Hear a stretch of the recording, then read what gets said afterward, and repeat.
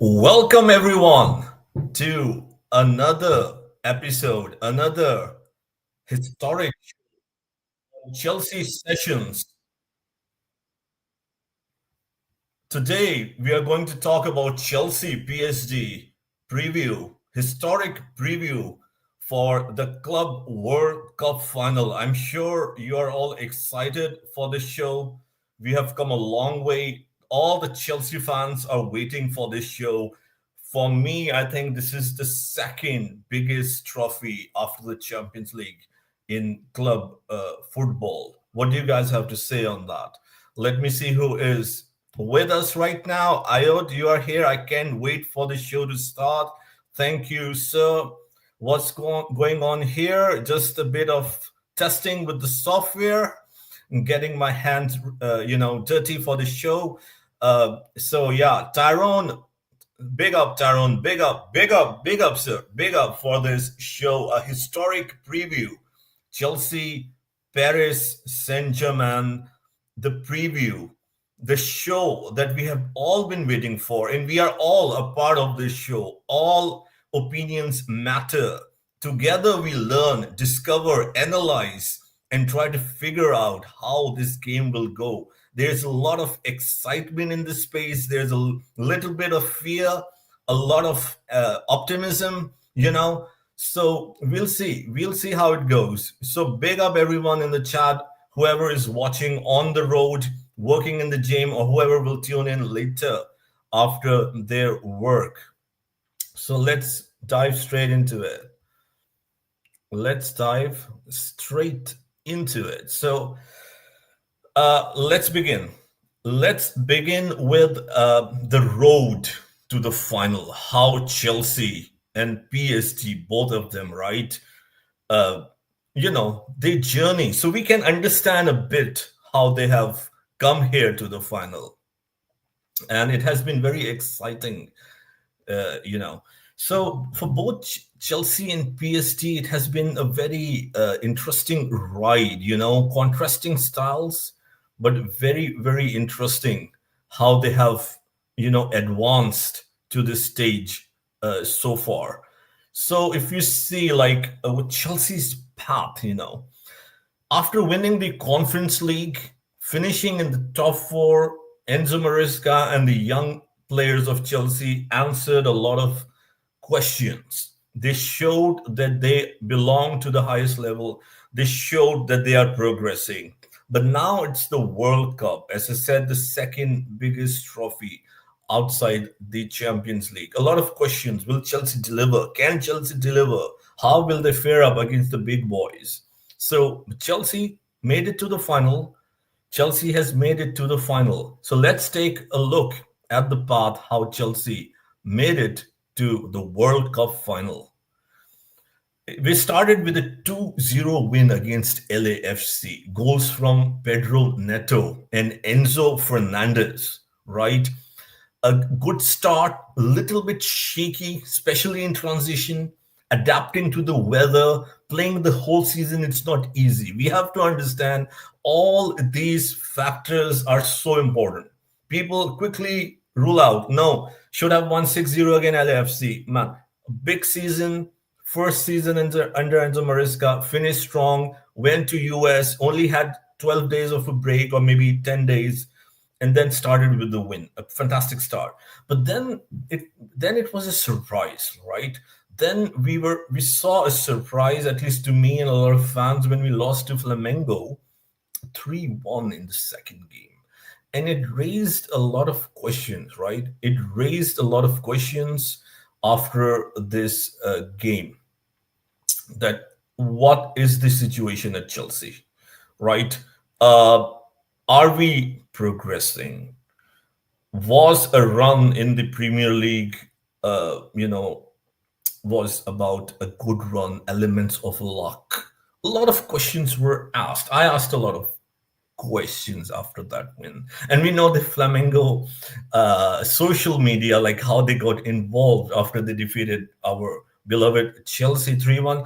But it's great. I would say that a lot of lessons, I would say, were learned right after the game. Let me know your thoughts. Let me know your thoughts after the game. There was a panic button. right? A lot of fans got panicked that, okay, like Chelsea lost this game, so maybe the last season was okay, one off. We finished fourth, fine, but maybe we cannot do bigger things now. So a lot of panic was, in the community. But if you see, like in that game, I know football is played over 90 minutes. We all know that, right? But for 60 minutes, we were in the game. We had complete control in that game. We're doing well. And of course, counter attack, we conceded, right? And and then Brazilian team with the crowd, massive crowd, 80% or maybe 85% of their fans. It matters. It matters. And they took us. So there was a lapse of concentration, 10 minutes. Nico Jackson got the red card, a third goal, and it ended badly on that evening, right? It ended badly on that evening. A lot of fans were disappointed. I was disappointed. A lot of fans were disappointed. A lot of questions were asked. A lot of questions, and rightly so. Let's see what Iod has to say. Flamengo winning was shocking, but also not shocking. They are a physical team after all. 100%, sir. That's a solid point. Like, because, and we all learn, right? Especially when we see the Club World Cups, other teams, South American teams, African teams, Asian teams, continental teams, right? Like, even with all due respect, Enzo Maresca didn't even know in the press conference that they played more games than us, when he was pointing out that we came here with more physicality, with more games, with less rest. So that is correct. I learned, I would say, in this tournament about the Brazilian teams, because to be fair, not everyone has the time to watch all the leagues in the world. But that's a good point. It's not like a massive shock, as I would say, and I agree with him as I did my research, talk to other analysts. They are good. They are a good team. They're a physical team. They have the skills, but it's not that it's a walkover. So I'll admit that. But at the end of the day, of course, we have a better squad. We have better investment, and we expect, this is nothing wrong for us to expect that we win the game, right? So big up to Kelly. Thank you so much for tuning in this historic evening. And let's all join in and preview the show. So she or he, sorry, like, I'm not sure. So basically says that I'm scared. I'm scared. So that's a good way to put it, because I believe you're referring to how good Paris Saint-Germain is playing, I guess, right? And that's true. But let's see, as the show progress and the analysis and the research I have done, let's see if you agree or not with me. So I can understand, like, this is the big one. PSG won the Champions League. They dismantled Real Madrid 4-0. So it's normal if some fans are scared. It's normal. We are going in uncharted territory, and this is nothing wrong to be scared, excited at the same time what is ahead of us. So okay, that's interesting, man. Iod is also scared. I came up with a lot of optimism, but I hope I won't be scared. So I hope I will stick to what I have analyzed. But it's interesting to see. It's interesting to see how the fans are feeling or reacting.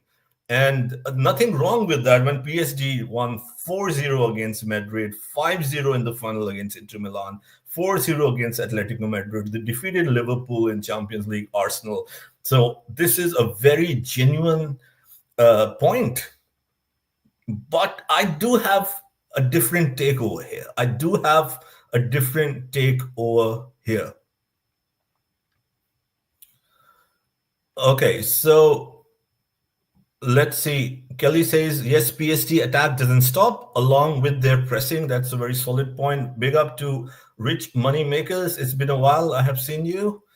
And perhaps because I'm also a lot busy, sir. Big up the legend. Our coach has improved a lot. I agree with you, sir, with his tactics. But we have a good team. Everyone hit the likes and subscribes. Hope you're well. Yes, sir. Yes, indeed. So let's progress. Let's progress, because there are a lot to uncover. So let's progress with the show. Let's progress with the path. So yeah, I was on Flamengo, right? And then of course against Tunis, a comfortable 3-0 win, which helped us qualify for the round of 16.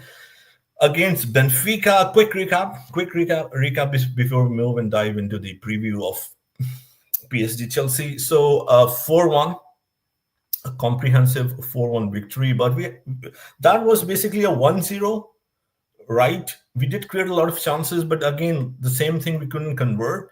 And at the end, I think Angel Di Maria scored on penalty, and it was 1-1. The match went to extra time. Benfica then got a quick red card as soon as as a second, I mean, this extra time, sorry, started. I think 92nd, 93rd minute. And then, like, we really dominated. We took the advantage, finished the game, thankfully, before the penalties, and ended up winning 4-1, which took us to the quarterfinal. So it's a long process, a long progress. It's not that we have only won one or two games to come here. Then again, another Brazilian side, Palmeiras, which was kind of a tricky game again in transition. As I would say, they are physical, they can be difficult, they have all the attributes to take on players in 1v1. So we saw a challenge in the quarterfinal, right? But then we were professional, right? We were still professional. We played very well. We were composed, and up winning 2-1, right? And the semi-final, last but not least, semi-final, a 2-0. I would say the best game, in my opinion. You guys can give your opinion. The best game that we have played so far, right? Completely controlled that game. Of course, there were moments. I mean, no game is perfect. Don't expect any game to be perfect. Why? Why? Football does not work like that. There were instances like the penalty was not was disallowed, but rightly so. I don't think so. It was a penalty, right? And and what else? You can say a certain player could have taken the shot. For Fluminense, there were two instances. The game could have been different, but that's how it is all the time, right? But generally, if you see the game, I think we really played a very composed, structured game. We controlled the ball, we controlled the spaces, the position. And of course, the most important thing to mention is Joao Pedro, a 2-0, the brace, and of the like two, both of them, I would say, world-class goals, right? Announce his presence, announced to the world that he is here at Chelsea FC, and gave a lot of optimism to the fans. So that's how we reached the final of Club World Cup. Big up, Ray. Yes, sir. Absolutely. It's been a long, long time. I was like, let's do the preview of the final. It's so important to do the preview of the final, sir.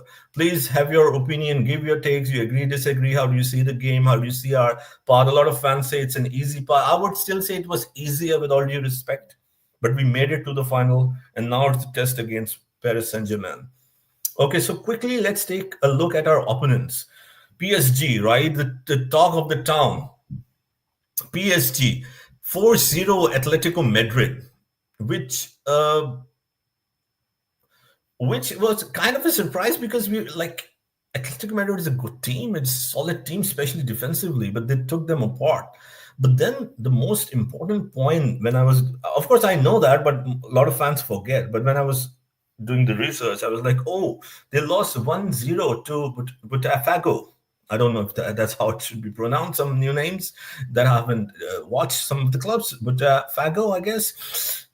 Unexpected slip. Yeah, they had the ball. They had key players injured. That's one, but they were still meant to dominate, to win the game, win it convincingly. But they couldn't score a goal. Okay, they had 3 injuries, but still, like, I mean, they couldn't score a goal. They conceded a goal. The point is, no one is invincible. So I hope people can see that PSG already lost in this competition 1-0, which should give us a lot of hope and encouragement that anything can happen in the Club World Cup, in football, generally speaking. Let's see what Ayod has to say over here.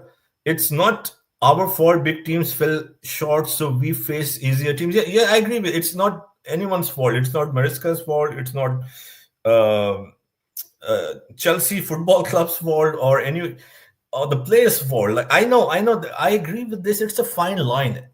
No one is to be blamed, but when people analyze, they of course see that, right? I mean, it's a fine line, right? We are Chelsea fans. The rival fans would say it more that, okay, we have an easier path. I would say, if I have to be honest, we have an easier path, but it's not our fault, right? We didn't say don't give us Bayern Munich in the quarterfinal or the semifinal, but if we see PSG defeated Bayern in the quarterfinal, Real Madrid in the semifinal to reach the final, but that's how football is, right? Let's be honest.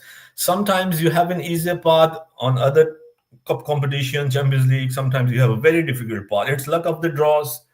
So there's nothing much to say into that. So I have no issues with that, of course. It's good we had an easier path. Let's put it this way. Why not? The whole thing is about easier path or not an easier path. So, in my opinion, please give your thoughts. The whole point is it's not about easier or not easier. It's luck of draw, right? It's tossing a coin or whatever. It's not a problem. The issue, I won't even say issue, or the question that people are asking, including myself, like, because we were, with all due respect, we played in the conference league. Of course, it's not our fault that we played in the conference league. We were there, we won it, we completed the set. Amazing. Now we are in the Club World Cup and we had a relative, let's put it this way, relatively easier path. So a lot of fans or experts in the industry, they are asking this question: how would Chelsea flare up against the likes of a Bayern or a PSG? You know what I mean? How is this team progressing, how ready it is, what are the strengths and weaknesses. So those questions are not really, like, I'm sure we are asking these questions, like, I don't know how we'll play against a Bayern Munich, against a PSG, right? So in that context, like, we still want to know there is a good progress, we are doing well, which we need to acknowledge, but at the same times I need to see what we can do against a PSG or even against a Liverpool and Arsenal, a first 11 Liverpool, with all due respect. So how we'll flare up with these teams, right? That will give me a lot of assurance, confidence moving forward. I do believe we'll do well. Do believe we'll do well, but we need to see more. Let's see what Rich Money Makers is saying over here. Yeah. Rich Money Makers. I have been impressed on how this young team mentality has improved a lot, especially in the last few months. We're growing into a strong team. Remember, our coach is learning too. That's a very solid, very rational and objective point. And I agree. Look, I am not the biggest fan of Enzo Maresca, right? But facts are facts. Truth is truth. You should see what is going on. That's why I'm saying that I'm very happy, satisfied, confident, but I need to still see more. And I want us to play bigger teams to see more where we are. So I agree with Rich Money Makers, the progress, tough mentality. When you talk about mentality, I absolutely love Enzo Fernandez in the semi-final, running to the referee, and clapping and appreciating him on every decision that he made, the right decision, of course, and in our favor. So I'm enjoying that. I'm enjoying that. More grit, more fight, more tenacity. So I agree with you, and I hope it continues. The whole thing is, let's not get carried away that everything is perfect right now, right? Our goal is, or my goal as a fan, I'm sure all of your goal is, in the next 2-3 years, to win the league, be back in winning the league, win leagues, Premier Leagues, right? So I hope the progress is in that way. Okay, so yeah, and then PSG defeated Seattle Sounders. Let's go quickly over it. 2-0. Nothing much to talk over here. Inter Miami in round of 16. And yeah, completely ripped them apart. But with all due respect, of course, right, a lot of fans look down on Inter Miami and Messi. So I disagree with that. I disagree with that. Of course, Messi has proved everything, and at this age, not playing for the best team or a very tough team, it would be definitely difficult for him to play against the PSG. So I won't judge him. You can be a Messi fan or a Ronaldo fan or whatever, but both of them are two of the best of all time. So I have no problem, but I was surprised a lot of fans were taking it out on Messi. I have to mention Messi, sorry, because I was doing the PSG Inter Miami. So I was surprised, like, okay, I mean, what are we really expecting from Messi, right? I mean, You can have your opinion on him, but definitely he's one of the best of all time, right? So, okay, I was surprised. A lot of hate towards Messi after this game. Anyways, I can understand if it's from Real Madrid fans. No problem. That makes sense. Quarterfinal, right? 2-0 win against Bayern Munich, right? But this is one of the games which was closely fought, I would say. Bayern Munich, I think 25-30 minutes, 10 minutes in the first half, approximately 15 minutes on average in the second half. They had chances. They were controlling the game. They were making chances. But at the end, they were not clinical. It's all about that. But we can see with the press of Bayern, PSG were having issues in that game to an extent. But they were, again, more professional, right? More fluid. And they took the chances and they won the game. And then, of course, last but not the least is PSG Real Madrid. PSG won that game 4-0. Two mistakes, I would say, schoolboy errors from Real Madrid, which was shocking. So I would say it was kind of a 50-50. PSG really pressed with the intensity that they didn't expect, which made to that error. But still, at this level, it was kind of surprising to see the errors that Madrid made 2-0. So it was not all over, but it was like a big shock in the start. And from that time, Real Madrid didn't recover. We'll talk on this game because we are talking about PSG Chelsea. So we will talk on this game as an example for our analysis. So I won't talk more on this for now. So let's see what we have more in the chat before we move forward to the next segment. Rich Moneymakers says we are building leaders. Libby Cowell, Cucurella, Reece James, Caicedo, Enzo Fernandez, Pedro Neto. I believe, sir, that may well be the case. I do believe that. And of course, he adds Tosin Chalaba. I'm so happy, to be very honest. I'm so happy. I have watched the games in the Club World Cup, and I'm pleasantly surprised. Let's put it this way. I'm pleasantly surprised, but my whole thing is how do we fare up against the big boys, or so-called, let's put it this way, the big boys. And because I want to win the league, the Champions League, right? I want to be back where we were. And sooner the better. Why not? What's wrong with wanting more, right? What's wrong with that? So, okay. So, yeah, let's move ahead. So, it's just a recap of how both teams came here for the final fight of the Club World Cup this Sunday, a heavyweight clash. So, okay. So, so basically, I think if I have to summarize, I think Chelsea peaked at the right time. They grinded a lot of results, if you see it that way, and which is fine.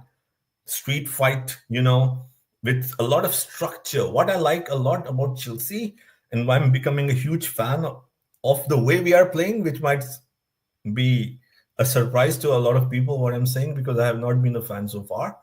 But I love the structure. I absolutely love I'm a person of structure, right? So I love the structure that Chelsea is playing with.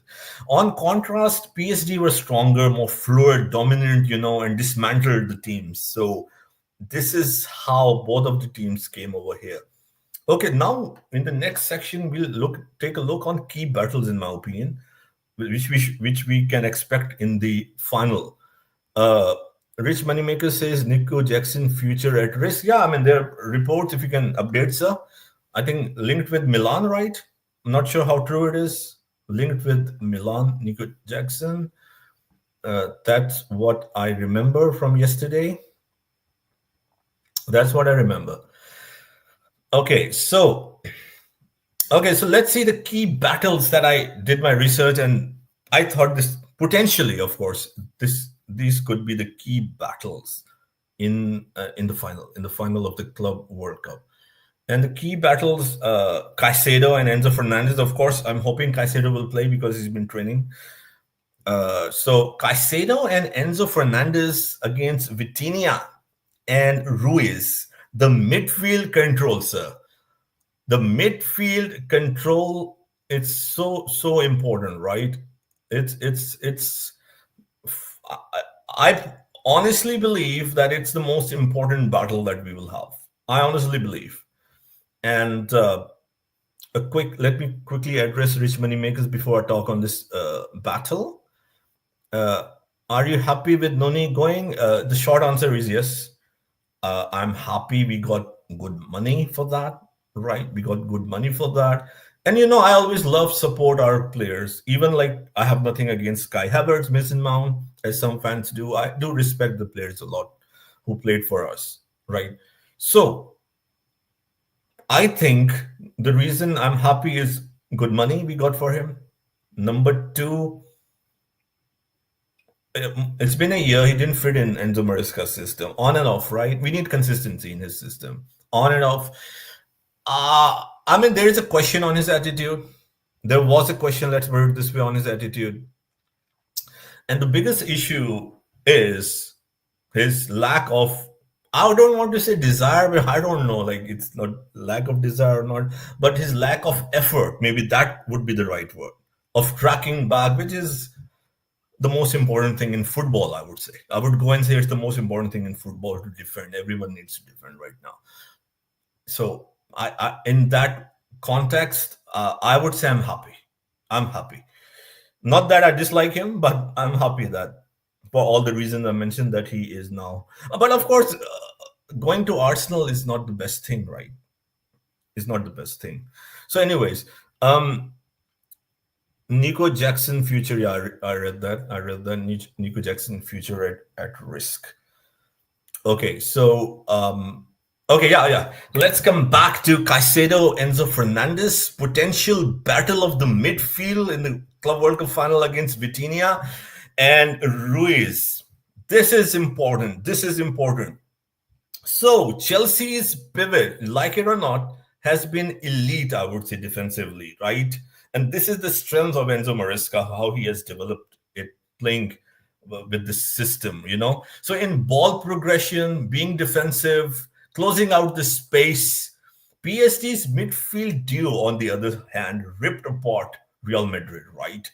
And not only that, Ruiz scored 2 goals. Vitinha was everywhere. So there is a contrast. It's more fluid. So I think it's so important how it plays out, and we'll talk more as we will analyze, predict, do the lineups. So right now I'm talking about the different battles that we can expect. So Chelsea needs to win the midfield, in my opinion. This is important. Midfield is important. We need to win the midfield.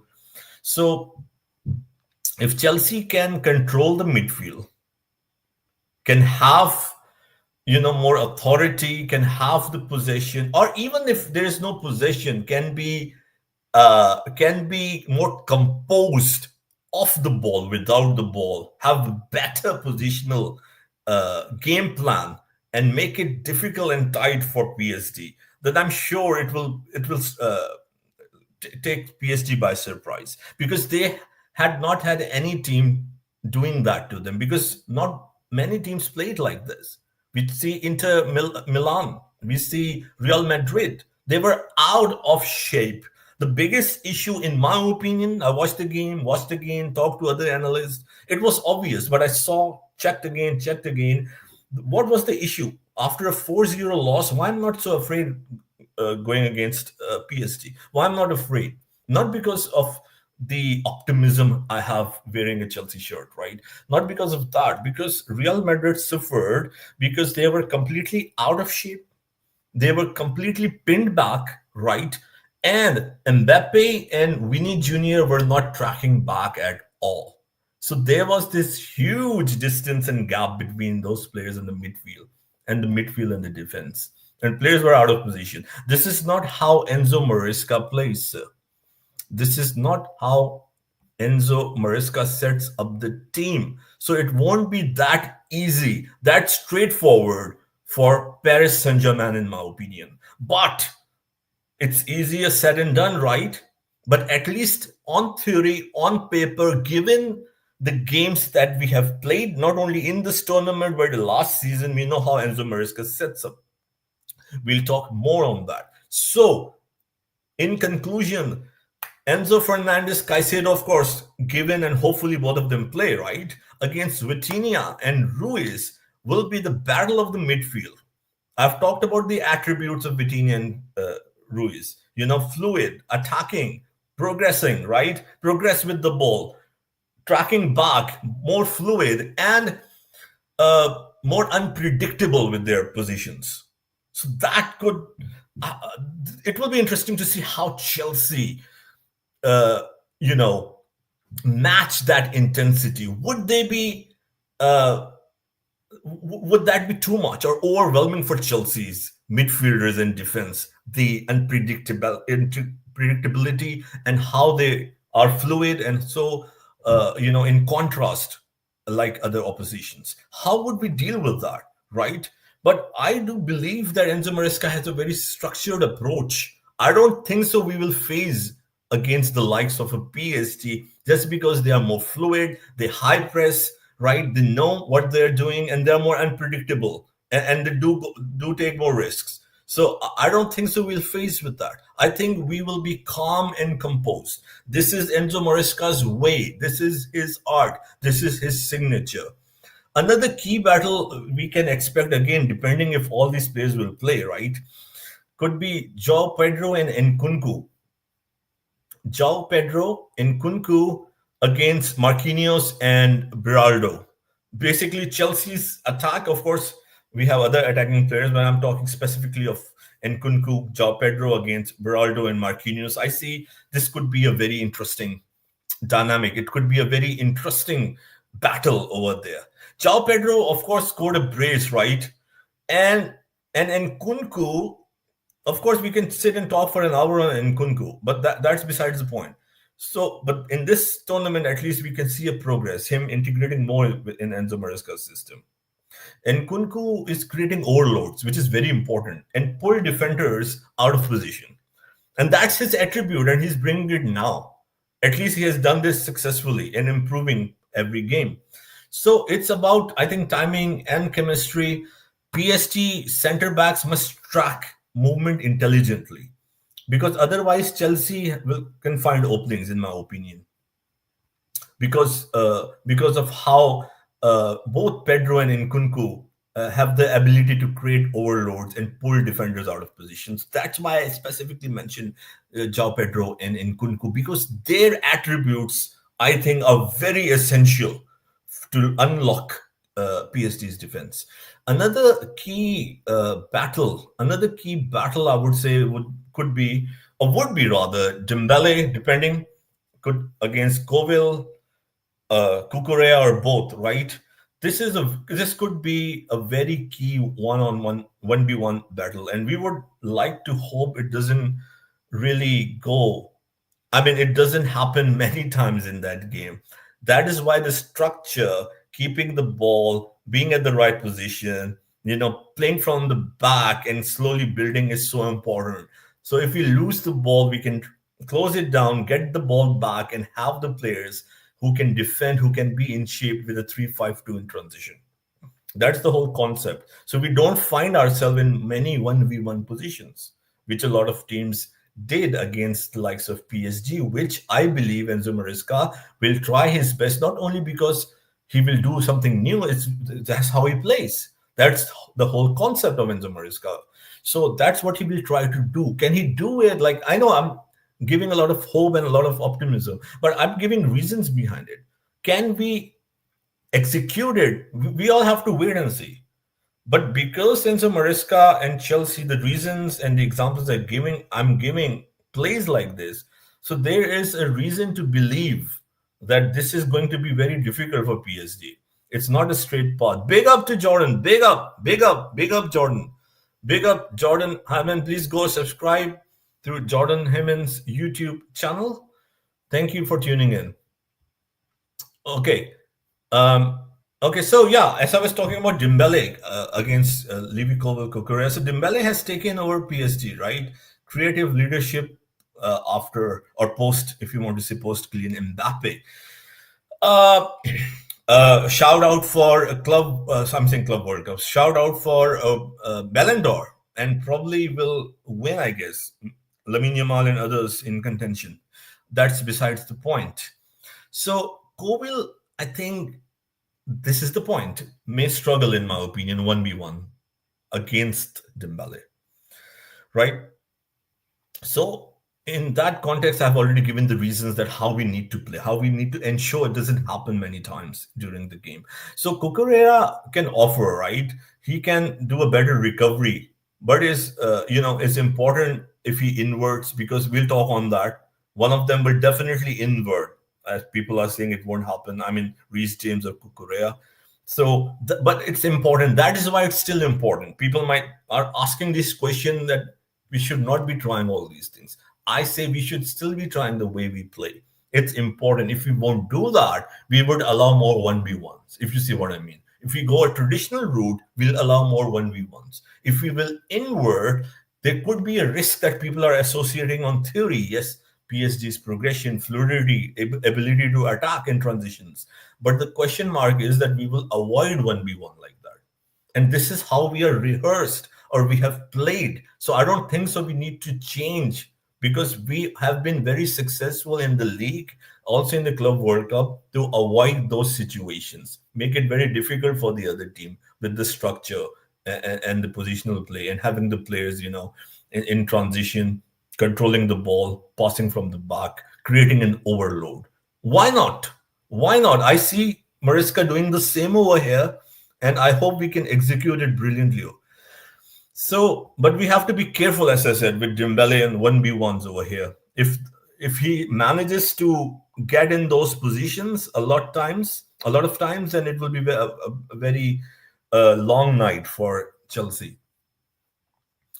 So Maresca versus Enrique, right? This is very important. Enzo Maresca versus Luis Enrique is a very important point, I would say, for the analysis, because we are talking about the preview for PSG Chelsea.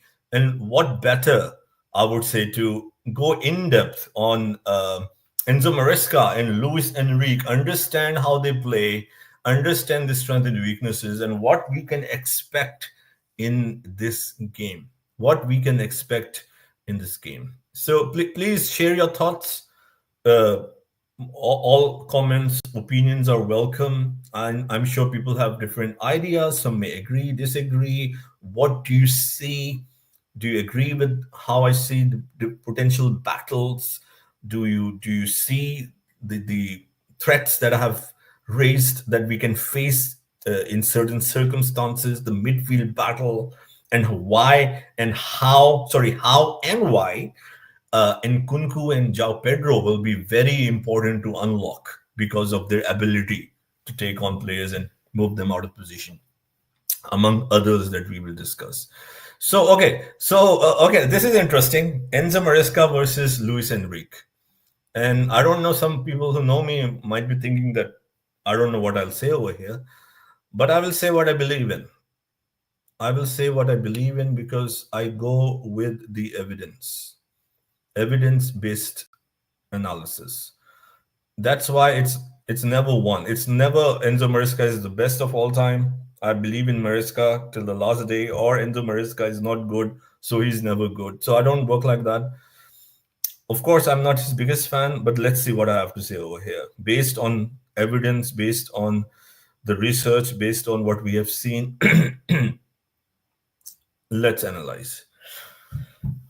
So we all know Maresca. I have repeated this, and we all need to remember this. The more we remember, the better. Structure, structure, structure. Maresca is all about structure. So as a Chelsea fan, if someone asks the question, we don't feel. Enzo Maresca is all about the structure, which I love, right? Uh, okay. So Enzo Maresca is all about structure, but he has, like, what we have observed so far, especially in the Club World Cup, delayed changes, more delayed, uh, you know, subs is what I mean, substitutes. Enrique reads the game like uh, it's like Enrique is analyzing the game continuously. Like, he changes a lot, right? If it's required. Of course, every manager do it, but he is like, you can say he's more proactive, or he is ready to take more risk, in my opinion. So he has made, not only now in this tournament, last year, but as a Barca coach, as a Spanish coach, a lot of bold switches, a lot of unexpected switches, halftime switches, first half switches, early second half switches. that define, and currently that has defined PSG's one. He sees something, he tweaks. It's for my liking, it's way too early when he make the switches, to be very honest. But he does that, right? He does that. More likes. Owen Hart is here, sir. Owen Hart, big up Owen Hart. Welcome to the show. Let me know your thoughts. And of course, it's such a huge game, and definitely, please like, subscribe to Chelsea Sessions, a community which is trying their best to give their rational perspective on the game, on Chelsea, on everything the Blues. Let's go, guys. PSG will be difficult. I think it will be difficult for PSG. This game will be difficult for Paris Saint-Germain for the reasons that I'm mentioning over here. Okay, so let's go and have a deep dive. This is not all. Not all. It's just the beginning. It's just the beginning of a lot of things that needs to be discussed on Enrique, on Enzo Maresca, on PSG, on Chelsea. You can talk for 24 hours, but I don't have that much time, so I'll be quick. But I do have some time, so let's go. And let me know your thoughts. Let me know your thoughts. So Enzo Maresca's Chelsea, structured, right? Professional football inspired by Guardiola, in short. I think we can agree to that. Okay, tactical structure. Now let's talk tactics. Let's go in deep and talk tactics, right? So the tactical structure based on an array of games last season, this Club World Cup, and of course, we'll talk how he has adapted, which I absolutely love. I love people who progress, adapt, improve, try new things. I have no problem with that. Even if you make a mistake, I want people to try, experiment, see what works best for them. In that way, like Enzo Maresca made me happy in the Club World Cup. So a 4-2-3-1 is a signature, right? There's a lot of talk, this modern football, hybrid approach changing. So let's talk all of that. He starts with a 4-2-3-1 on most instances. This is his trademark. Same thing at Leicester City, same thing last season in Chelsea. The shape of a 4-2-3-1 with a double pivot, right? Okay, so of course, Caicedo and Enzo are the central midfielders over here, and behind three attackers. That's the philosophy. Okay, so what is interesting over here to understand is in possession, right? This is the shape 4-2-3-1. You put a shape, you try to manage that shape. But football is not the same. Most of the teams always change, it changes. So if you are looking at the game, many times you will ask, it's not a 4-2-3-1, or if a team is a 4-3-3, it's not a 4-3-3. It's because they change because of different reasons, based on the plan that they have made during the training, the drills that they have made, and based on the situation that is in their favor and or against their favor, the variation changes during the game. Okay, so in possession, what I've observed most of the time is a 3-5 with the overload. So one fullback inwards, again, Enzo Maresca's trademark, one fullback inwards, right? We can all agree with that. Either Reece James or Cucurella inwards. We have seen this time in and time out again. This is what I'm saying Enzo Fernandez, Enzo Maresca loves to do. And they again, I'm talking in possession, so please remember that. And they joined the other back three. I mean, the other fullback, right? They joins the back three, and Chelsea flood the final third. Sorry. I mean, the fullback gets inverted and joins the offense. So we are with a back three in position, right? This is what I'm saying. Sorry about that. And because we are in position, let's say Reece James, if he's playing most of the times, he's forward. We know he's involved with the attack, right? So it's a front five in a way, with two holding midfielders. So, or a pivot, let's put it this way. It could be two holding or one holding with Caicedo, Enzo Fernandez more in transition. But if Reece James or Cucurella are inverted, then we can see Enzo Fernandez or whoever is playing, dropping more deep.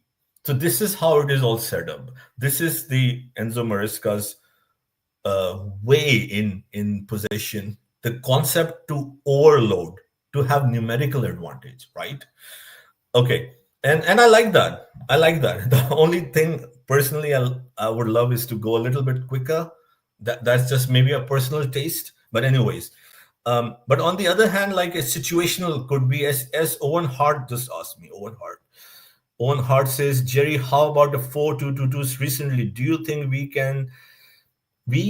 think we saw that, sir? I want to know. Yeah, we did definitely, and that's what I was about to say, and that's why I came quickly to your point, sir. And thank you for bringing such a great point, good observation, and let's discuss that. So 4-2-2-2 situational, which I say, it's situational. So we have seen us applying it as a test against Flamengo, and we lost, right? And a lot of criticism that we tried. Enzo Maresca said in the post-game press conference that he tried something new, and I think it's a brave decision. I love that because the whole criticism, including me all year criticizing, is that he don't have a plan B.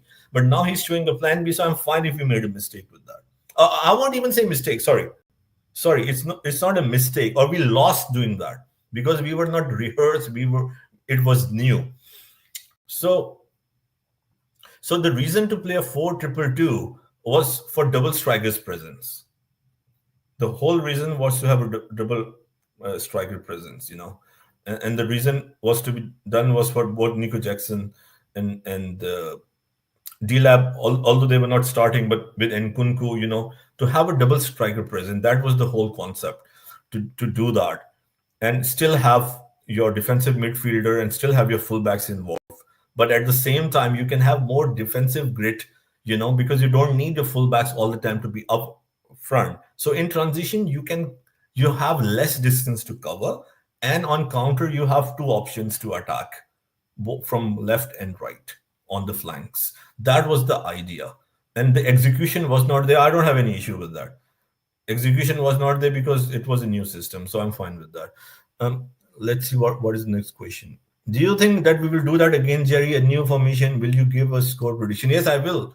I will definitely at the end of the show. I will give a score prediction. So I don't see us doing that in against PSG, but I see us probably doing that. Maybe, I don't know. It's difficult to say if Bresca will go with 4-2-2.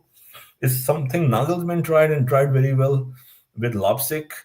A lot of managers do try, but I haven't seen a lot of managers sticking with it. It's difficult to say right now. I do believe 4-2-3-1 would still be the way moving forward, with different formation in transition, in possession, out of possession. So that's all I can say for now. But I'm sure, but it's a great question because he is trying something new. He wants to do something new to have competitive edge, to have the likes of Palmer, everyone to fit in, which I like. He's trying to see if how everyone can fit in. So it's a little bit trial right now. There won't be any trial. I don't think so in the final against the PSG, because we have to. The goal is to win the World Cup and try your best not to really over experiment. I hope so. He does not do that in the final, anything of that sort, because it's a final, right? Okay, so let's see Luis Enrique then, right? So this is Enzo Maresca for you. So if you have to phrase it, or if you have to define in a few words for people to understand, the technical definition explanation was given with different formation. I mean, it's a rigid way. It's a pragmatic way, rigid. Nothing wrong with that. Results are important, right? It's less fluid, but it can become fluid. We have seen, right? Depending on the situation. So you are seeing not only last season in this Club World Cup that there are passages when we are slow, taking our time, right? Moving the ball slowly, building it up, taking our time. That's the whole concept. But we do have the fluid, the ability to go fluid, to move the ball quicker, to transition quickly, depending on the situation. It's more of a situational play than a play of high risk, high reward, or a play of let's push and press all the time, right? It's more of building from the back and then to envision the players at the right position and they then go from there. So it's a lot of structure over here, right? It's very well defined. The most important thing you can take away as a fan or an analyst from Enzo Maresca's system is that players need to be in their position. Players need to be in their position. Is less experimental. Of course, there are positives and negatives of that, right? It's not that it's all great or there it's bad, right? So with PSG, a lot of people are saying it's the same thing. Luis Enrique and Enzo Maresca is not the same thing. It's different. It's different. Luis Enrique and Enzo Maresca's football is different. It's not the same. I don't understand some fans saying, okay, it's the same way. It's not the same way. Wait, how do you see that? How do you see that? So, Enrique, even if you talk about Barca, if you talk about now, of course, it's a little bit more evolved, more progress. It's fast in transition, rotational, high tempo, high press, right? 4-3-3 is the base structure, not 4-2-3-1 of Enzo Maresca. So first of all, this is important to understand. The whole concept is different over here, right? So wide overloads. They try to create wide overloads, right? They try to create wide overload with Dembele, and again, of course, there are some things that would be similar, right? Which is similar in modern football, like the right backs, Hakimi or Mendes, involved with offense. That's modern football for you. So central midfielders, because they play with a three in midfield that rotate all the time, like a Ruiz, right? Depending again on the situation. So it's more fluid. It's more a little risky, I would say, if you see, because they are winning very well, dismantling teams, dominating games, and winning Champions League, and now in the World Cup final. People are saying that it's fine because they have the ball, they control the ball, they press it at the pace that no one is doing right now. They close the spaces, right? Everything is fine. But no, it's not fine because they have not been challenged so far. They have not been really challenged by a team that can really hurt them and harm them and take on them. And with every team, every great team like a Barcelona of the past or Chelsea of the past, or a PSG of today, there are vulnerabilities, there are areas to exploit. Why not?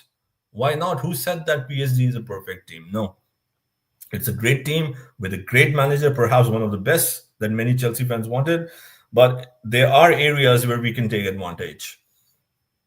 So, and Enrique plays with a lot of freedom. He gives, there's the difference over here with some similarities, is that he gives a lot of freedom to the players, to try to maneuver, to take on the players, which is not the same in Maresca. And it's not a criticism on Maresca. It's just a difference over here, right? And so Maresca want more structure, more positional awareness, and the players to be at the right position at the right time, while Enrique is much, much more fluid. Give your opinion in the comments and let us know what you think. So he gives more freedom in the final third. You will see that he instructs a lot there over a build up and overlap or a hybrid approach. The whole concept is to create chaos. It's the same thing you can say with in that zone which Hansi Flick is trying to do. Only in that zone. I'm not saying it's the same football. The chaos, players swapping the position, creating overloads. So that is the concept to give the take the other team by surprise with that. So that is not what Chelsea is doing. It's not the same. So it's different. So we can see, like, if we analyze and again and try to see the attributes of both the teams, right? If you try to see the attributes of both the teams, so base shape of Enzo Maresca, as I explained, is a 4-2-3-1 as compared to the base shape with three midfielders of Luis Enrique, right? Okay. In possession, Chelsea is a 3-5, as I explained already, with either Reece James or Cucurella inverted and higher on the pitch, joining our front four. While Enrique in possession, it's a 3-4-3. Or even when they are pressing super high and completely dominating teams, they can even go as far as a 2-3-5 in possession. So there is a difference over here, right? The key trait, again, the key attribute of Enzo Maresca is positional control. I think we should print and put it on the wall, I would say. It's so important to know that, right? So, because we should know all these things. The positional control is the key trait attribute characteristics of Enzo Maresca. What is the key attribute of Luis Enrique is vertical fluidity, which is not Chelsea's attribute. Vertical fluidity is what he tries to achieve, win the games, and dismantle the teams. Substitution patterns are different. And this, again, no criticism on any manager over here. We're just talking how things are being done. It's more delayed. I won't say like it's a delay. I don't have problem with how Enzo Maresca substitute, by the way. But it's like more conventional, traditional, more delayed, late in the game, which is fine. I have no problem. It's more controlled. With controlled, I mean it's more to do with how he is planned in most instances, which is fine. It's more to do with the whole structure, like most of the time substitutions needing to give someone a rest at a certain time, or again, situation is always there, but mostly I would say in my analysis and observation is more control. With Luis Enrique is built very often. He is known as one of the managers who makes a lot of substitution and substitutes, not a lot, I would say, sorry, he makes a lot of early substitutions. And he make very unconventional substitutions because he identifies something. I'm not saying other managers don't identify, they go with the structure, with the flow. He identifies something quick. He thinks something is being achieved or not achieved, or where any other player can fill in that gap early on. So he would make that change, and he is known for that. So this is all about it, right? Of course, it's not all about the preview. There's a lot to talk on the preview, right? But this is all uh, about the tactics of Maresca and Luis Enrique. So Maresca, I would say, is an architect. I'm giving the flowers to him. If I have to say, he's an architect, right? And Enrique is more fluid, like an artist or a musician, right? So Enzo Maresca, calm, repetitive structure. The other one thrives in rhythm and risk and fluidity. And that is where I believe that Enzo Maresca's system gives Chelsea an advantage, or you can say gives Chelsea a better chance than the teams that have faced PSG in this Club World Cup or in the Champions League. We do have a better chance. Let's see, what do we have in the chat? Yes, Ayod, please, people, feel free to share. Every opinion matters.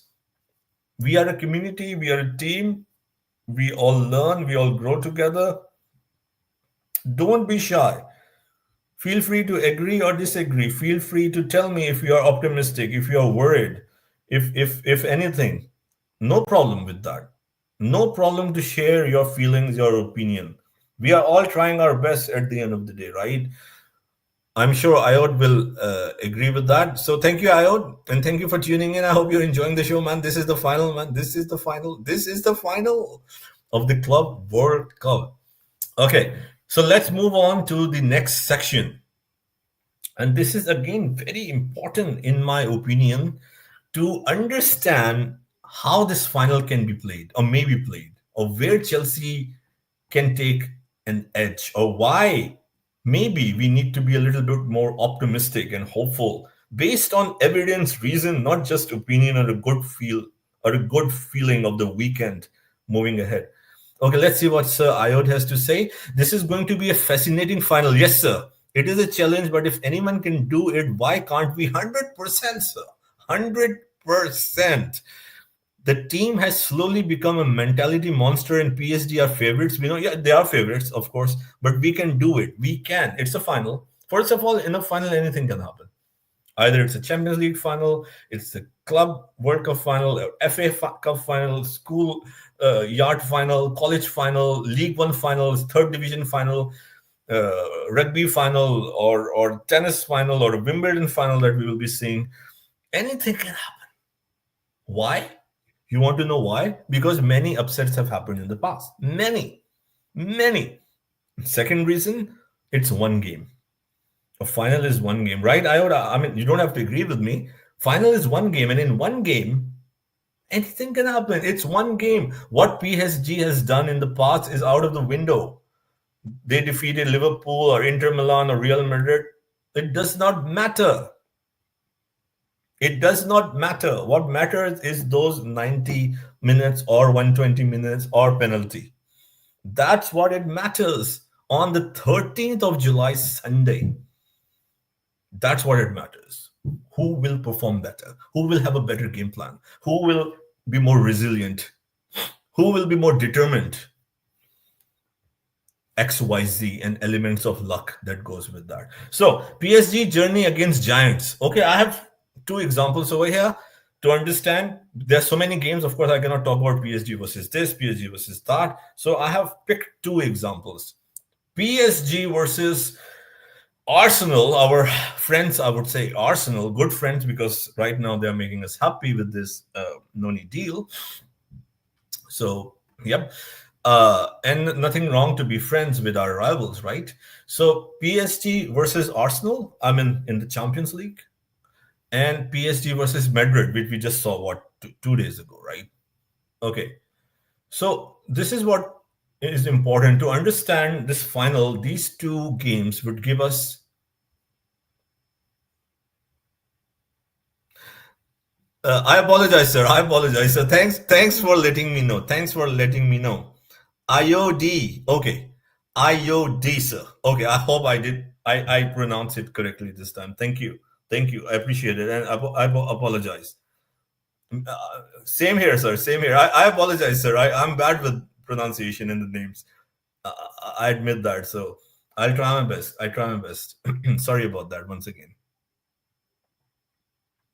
Okay, so Arsenal versus Real Madrid, right?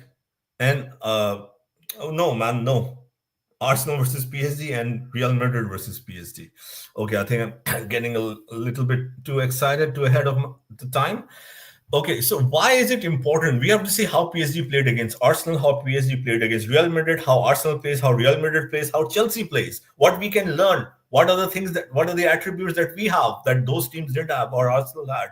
What were the struggles over there? How PSG managed the game over here, and what we can bring to the table, right? If I'm analyzing this, Enzo Maresca have done it 1,000 or 10,000 times better.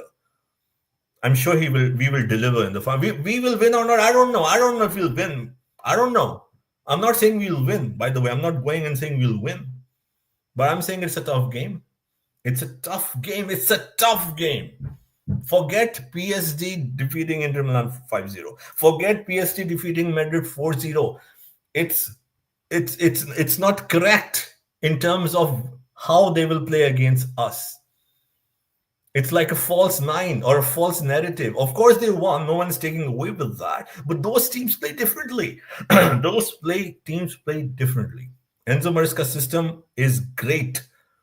I'm not a fan of Enzo Maresca. You know that. Like, I need to see more. I want him to win the Premier Leagues and the Champions League, right? But I'm saying his system is better because it is better for PSG based on all the reasons I've given and the more reason that I will give. I can be wrong. But I do believe the system will work against PSG. It will be a close game. Any team can win. PSG will likely win, unfortunately. But there's a good chance that Chelsea can win this game. I don't see a 5-0, 4-0, or 3-0, or a 7-0 that people are talking about. Okay, fine, I don't blame anyone, but let's calm down. Okay, so welcome, Bob. Bob Wisdom. Welcome to the show, sir. I hope you're enjoying. Yes, I agree, and I hope so. Chelsea will do it in shock way. I won't be shocked because I can see Chelsea making it so difficult for PSG. They have not played a team like Chelsea so far in the Champions League and in the Club World Cup, and we should not underestimate our team. We should not. Okay, definitely PSG right now are the best team in the world. They are the favorites. That is true. Okay, let's go to Arsenal PSG now without any delay. So Arsenal pressed high in that game, right? And disrupted PSG's midfield rhythm. Although PSG won what 3-1 on aggregate, right?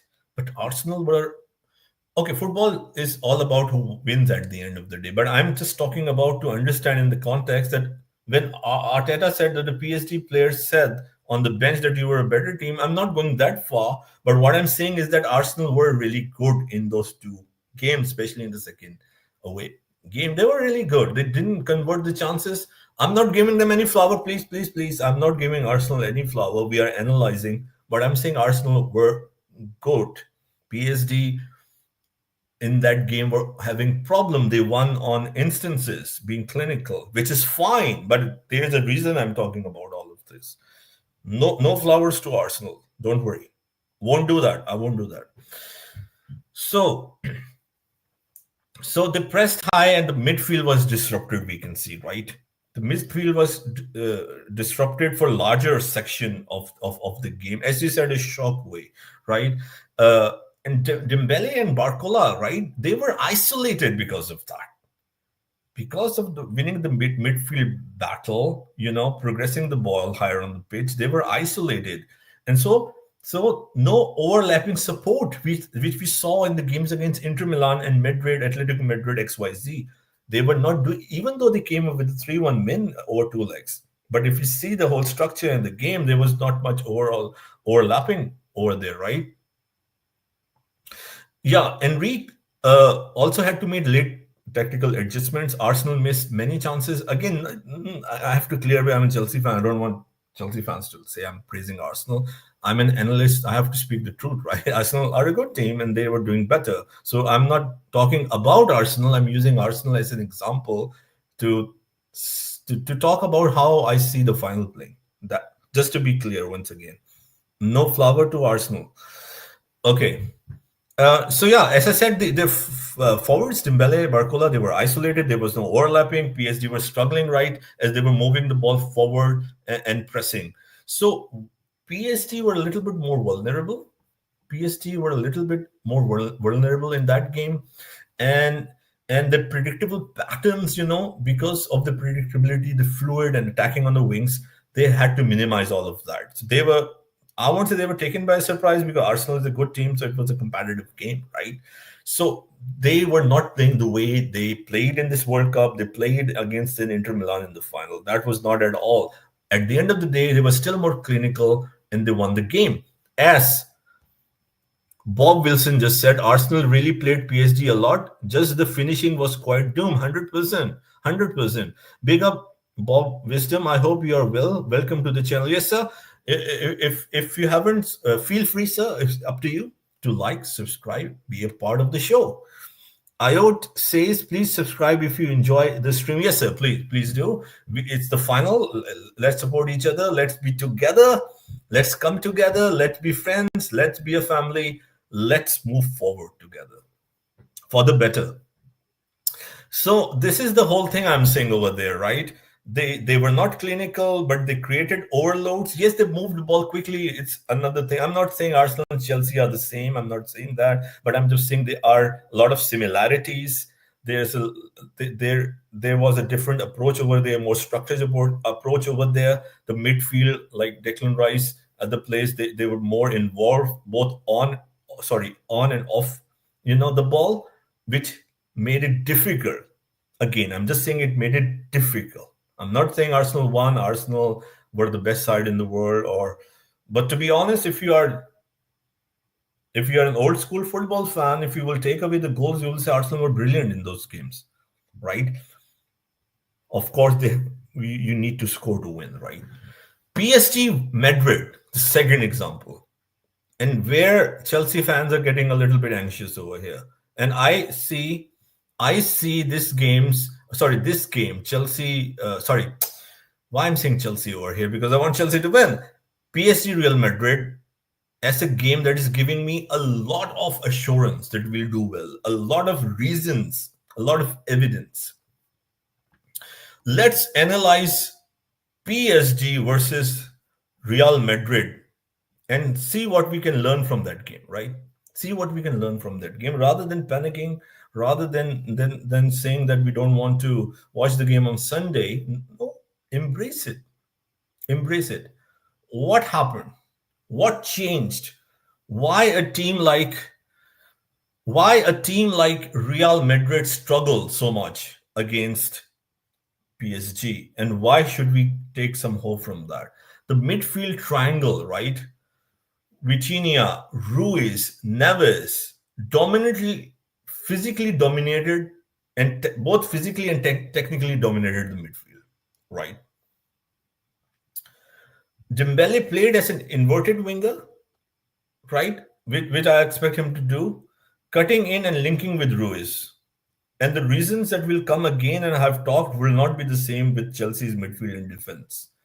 Enrique made early, of course, proactive tweaks, right? Mendes pushed higher, and Ruiz drifted left. So they had a lot of area to work upon because Real Madrid were, first of all, playing out of position. They were all over the pitch. Kylian Mbappe, as I said earlier, Vinny Jr. were playing very high and were not really involved with the defense apart from few occasions. There was a huge gap. You don't want that gap playing against the PSG between your high line and midfield and the midfield and the defense, which was given on a plate, if I should say, to make it easier to understand by Real Madrid to PSG, which played in their favor and the reason that created the overloads and the rotational play and the way they play. They have the position, they have the a lot of position to roam, to maneuver, and be in the right position at the right time. With Chelsea, no. How would you expect that when you know how Enzo Maresca's play? No, I'm from Thailand. So, how do you expect that from Chelsea? And why should you expect that from Chelsea? If anything, we can be critical on Mariska, we can have different opinions, but if there is a structure, the whole philosophy, as I have repeated maybe 5 times before, just for you to understand that it's not about being out of position. It's not about giving a lot of space to opponents, right? This is not the objective. This is not at all what we want to do or what Enzo Maresca and Chelsea has done in the past, in the present. So the press was more coordinated because of the way Real Madrid were playing, and which is what Enzo Maresca not only would like to disrupt, but because the way he sets up the team, it will naturally be difficult for a PSG. Not at all saying that it will be a walk in the park for us, but I'm saying that it will be equally difficult for PSG. So if we see, to summarize the tactical contrast between PSG Arsenal and PSG Real Madrid, if we talk about press resistance, they were at times poor and at times bad, even though they won, right? Under pressure against Arsenal. Against Madrid, they were compact and composed, right? Please give your comments. Please feel free to give your comments. Midfield shape. The midfield shape, the wingers. Against Arsenal, flat and disconnected. Flat and disconnected. Isolated, right? Against Real Madrid, how should I define it? They were fluid, they were in shape, triangular, they were moving it perfectly the way they want to do. With the wingers, as I said, isolated against Arsenal, and the wingers against Real Madrid, I would define involved in central build-up. So there was a lot of freedom given by Real Madrid to PSG. It played in their favor. It played big time in their favor, right? So, so PSG, they are not static, right? They are all the time evolving, but this kind of freedom might hit them hard come this Sunday against a very structured, rigid, resilient, composed, professional Chelsea. So let's go to the next section. It's not over yet. It's not over yet. Maresca structure. Now we come to the business end of the show, I would say. Even though we talked a lot tactics, a lot of different combination, the system, the battles that we may see, how PSG play against certain teams, where like what are their strengths, what are the areas that they take advantage, and why like this they can struggle against the like of Chelsea. And to further like I won't say prove it, but to add more evidence or reason to the presentation. Let's go to the next point. Let's go to the next point. Why Enzo Maresca's system can be effective against PSG. Come on, you Blues. Come on, you Blues. Come on, you Blues. This is so important. Why Enzo Maresca's structure can be effective, can be a perfect antidote to Enrique's chaos. 100%, sir. 100%. It's not feeling, man. It's not a feeling. It's for real. Can we execute that? It's a question mark. I hope we can. But that's the plan. That's how Enzo Maresca plays. And that is giving me a lot of assurance going into the final. Going into the final. So please feel free to give your thoughts, likes, share it with your family and friends, share it on your socials, get involved. So first part I would say is like the positional discipline of Enzo Maresca versus positional rotation of Luis Enrique. This is the first you can say test or the competition. So PSG biggest strength is movement, right? And players interchanging. We need to say that again and again. Drifting, into spaces. This is what PSG likes to do. This is how PSG has been so successful and have dismantled a lot of teams. Chelsea's structure in possession 3-5, right? 3-5 and 4-4-2 out of possession is zone focus, sir. So I had to do a lot of research for that. So I repeat, Chelsea's structure, which I know, of course, but I want to make sure everything is here, evidence-based, with facts. Chelsea's structure 3-5 in possession and out of possession 4-4-2 is zone-focused, not man-focused. Big up to Beyond the Belt podcast, sir. Fantastic show. Thank you, sir. Big up. Feel free to give your thoughts. Please like, subscribe, and share it with your family and friends. Thank you, sir. Thank you, sir. Okay, so yeah, I mean, this is a very, very important point. This is a very, very important point that Chelsea Enzo Maresca system is zone focus, not man focus. This is where it will give Chelsea an edge. What do I mean by that, right? Maybe a layman or someone who watch only the finals will be asking, what do I mean by that? Like, I mean, I need more assurance than some fancy words. Maybe I need to know more or need more evidence. I need more evidence. Okay? And that's why we do the shows. Chelsea don't chase runners. The current Chelsea, the Enzo Maresca Chelsea, don't chase runners. They protect space. I repeat, Chelsea don't chase runners. We protect space. Chelsea don't chase runners. We protect space. It's so important to understand. That's how you stop players like Dembele and Ruiz from dragging defenders out of creating chaos, right? Dragging defenders out and creating chaos, not out of creating chaos, sorry. Dragging defending out and creating chaos, right?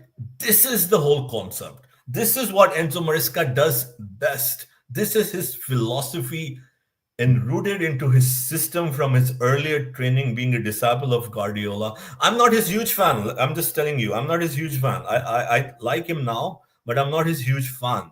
But I'm telling you the system, why it's a tailor-made system against a team like a PSG. It's zone focus, not man focus. The forwards like the Dembele and the Ruiz the whole concept would be dragging defenders right out and creating chaos. How would that happen against Chelsea? Of course, they can still win the game. Of course, they can still be the dominant side. I'm not saying that, But if we see the double pivot protection, Caicedo and Enzo Fernandez, right? The double pivot protection don't just build play; they shield at the back line. Is what I'm trying to say over here. Because Dembele and Ruiz, what is the concept to drag the defenders, the defending midfielders, the CDMs, the fullbacks, out of position and create chaos. How would they do that against a Chelsea? How would they do it? They can, of course, they have the plates and the attributes.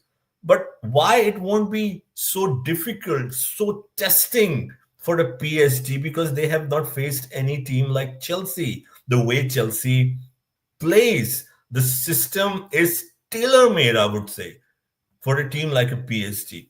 The question mark would be: will we deliver? Will we execute that against a well rehearsed team like a PSG?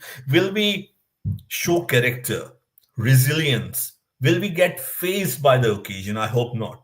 If not, then on theory, in practice, in the training ground, in the Premier League, in the Club World Cup, that's how Chelsea plays. That's how Chelsea plays. I'm ready over here to a different opinion. I mean, to hear a different opinion. But isn't it how Chelsea plays? This is what I'm trying. I'm not an Enzo Maresca fan. I don't have to say that. I'm not like his big fan, right? I'm not saying it because I love Enzo Maresca or I wanted Enzo Maresca. I wanted Luis Enrique or a Flick. I'm just saying that, right? But why I'm saying that? Because it's the truth. It's based on evidence. This is how Enzo Maresca plays. A lot of fans who are uh, so worried about a PSG. I'm saying this is the most difficult structure that a PSG can play against. Let's see what we have in the chat. But again, we have to execute. We have to show character. We don't have to make a mistake or a lapse. These all things I don't know. How the players will they be overwhelmed by the occasion of the crowd, of the press, of the expectation of the fans, or thinking about a PSG? Those 30-35% of the variables always play a part. I don't know. I have no answer to that. But if this is the structure which Chelsea plays with, and if this is the structure that Chelsea will play with in the final, and if this is how we have done our business in the past, there is no reason, based on a wealth of evidence and facts, that we can really believe that Chelsea will make it very difficult for a Paris Saint-Germain in the final. I'm not saying we'll win it. I don't know. I'm just saying it will be a very competitive game. Most people on this poll believe that Chelsea will win. I don't like that. Oh, why? Why not? Green turf. I mean, what's wrong with? Let's say let's say that someone or you believe, or the analysts in the industry believe, that Chelsea are hot favorites and it's not a match. Okay, but as a fan, I'm not talking here as a fan, by the way. Of course, I'm a fan. What I mean is, I'm talking as a rational analyst. I'm not saying Chelsea will do well because I want Chelsea to win. Just to be clear, right? But I'm saying that people in the chat or the in the community, if most of them are saying that Chelsea will win, so what's wrong with that? Aren't we supposed to say that our team will win? I'm just asking. I have no problem. I love you, Green Turf. I'm just asking you, like, I don't get the philosophy or your reason. So I'm sure that you must have a good reason behind that. We ain't winning on Sunday. Embrace yourselves. Awful goalkeeper and defense, and Maresca overthinking, says H. Ayot says, can you elaborate why you think we can't win? Both Sanchez under PSG press end the game. Okay, I mean that's a solid point. I mean, these are some things that are concerning, to be very honest, but we have to see the whole game, the whole structure, the whole setup. So I need to see again to pronounce the name correctly. IOD. Okay, so I don't make a mistake again. I understand. Don't you think Maresca can alleviate that with better defensive instructions for the center backs?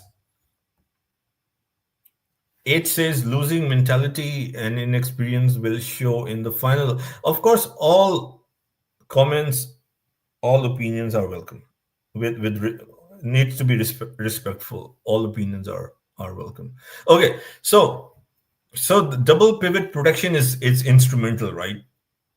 So against the PST's like attacking narrow attacking patterns, this pivot can close the gap more uh, in a more optimal fashion, in my opinion. Close half spaces and try to disrupt and stop vertical possession and vertical play to build stop the vertical build to take in effect when PSG goes mad.